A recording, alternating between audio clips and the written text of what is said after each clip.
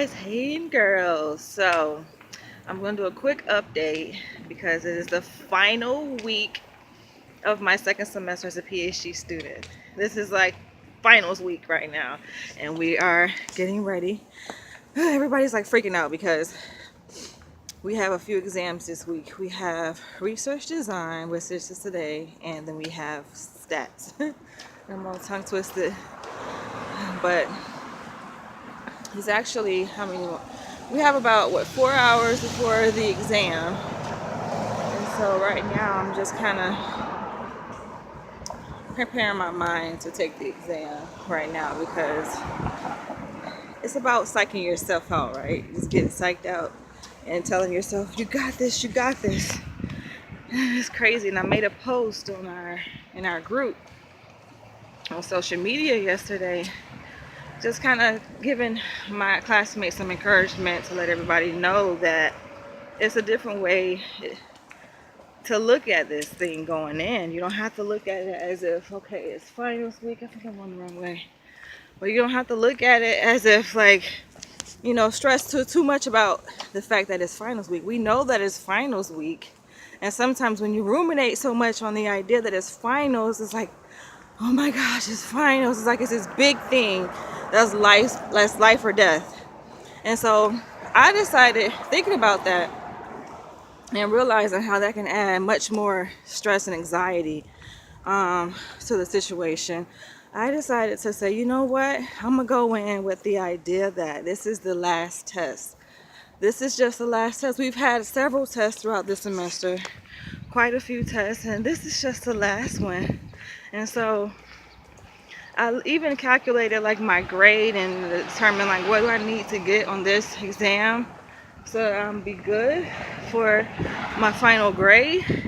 And actually for my research design, I think I only need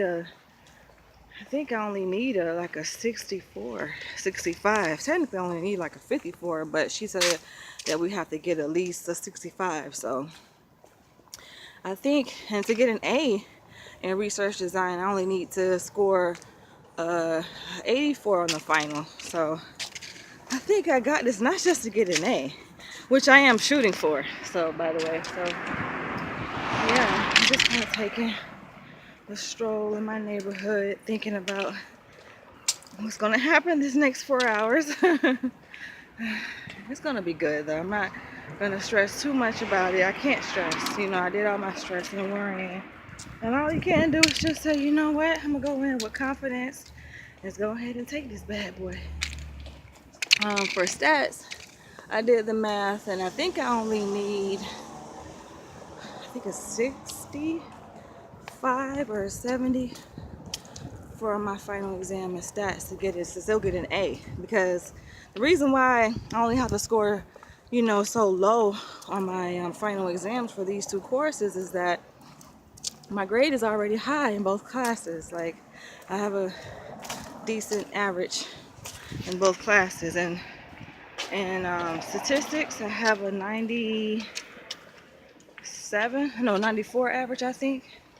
And then research design, I want to say my average is like a 96. So I have a pretty good, decent average in my classes already going in to the exam. So that's why I think I'm not too concerned. But I just met up with one of my classmates, and she was like, thank you so much for posting what you posted, because that helps a lot. And I just try to go in with a positive mindset, because I know it usually helps and works for me when I go into something that I know is really stress provoking, anxiety provoking. I try to go in, with a positive mindset, and she's like, I got this. Like, we've been doing all this work this entire year, and to get to the end of the year just because it's a final exam, and to tell yourself, I don't think I can do it, or we get freaked out, because it is a chance that if you get so freaked out, they say a little bit of anxiety is okay when you take an exam, but if you get so freaked out, which sometimes it can happen to the point where you just blank out. Anything that you study, anything that you just forget it. And I think that happened to me one time, I think this semester when I was taking one of my quizzes and stats. My mind went completely blank and I was like, oh my gosh, I know this. And it was so simple. The equation was like right there in my face. And I'm sitting here trying to figure out what the equation was, and it was actually given to me. That's how freaked out I was. And I told myself, you know what? I cannot let myself get freaked out like that again and taking a quiz or a test or a final exam. I can't do it. So today is my first final. We actually have two final exams, which is one today and one tomorrow. My research design and my stats final. And then next week is actually a comprehensive exam, which covers everything I learned in stats, multivariate and univariate statistics, as well as research design. So this week and next week, yeah, it's gonna be, I'm not gonna say hectic, but it's a lot at stake here. It's more at stake, I guess, these 2 weeks, and I think that's why everybody is kind of freaking out. And I'm like, I gotta relax. I even got up a little bit later than what I told myself I was going to get up.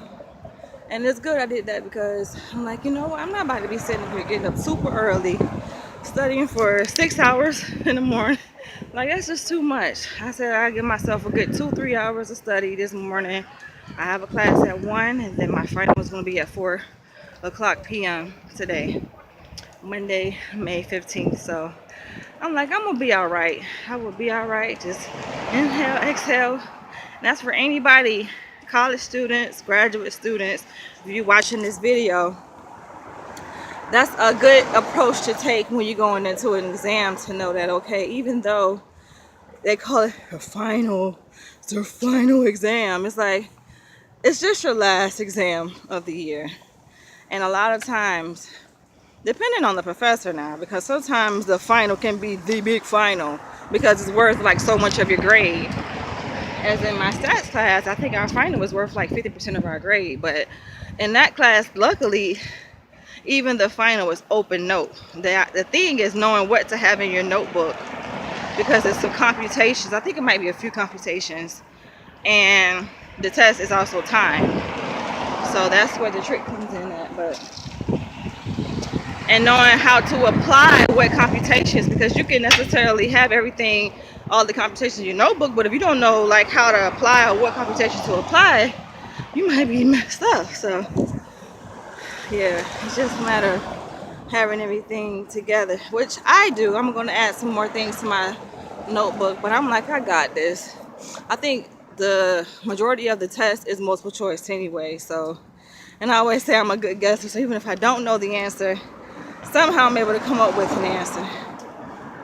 And I'm walking like this because, you guys, I am carrying. If you guys can see, I'm carrying my book bag. Got my purse.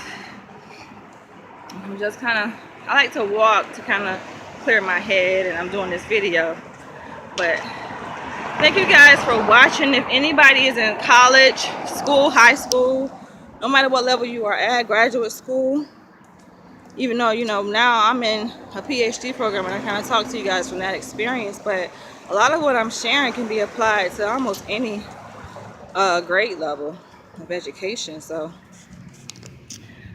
keep that in mind when you guys are going in and taking those tests and freaking out, worrying, oh my gosh,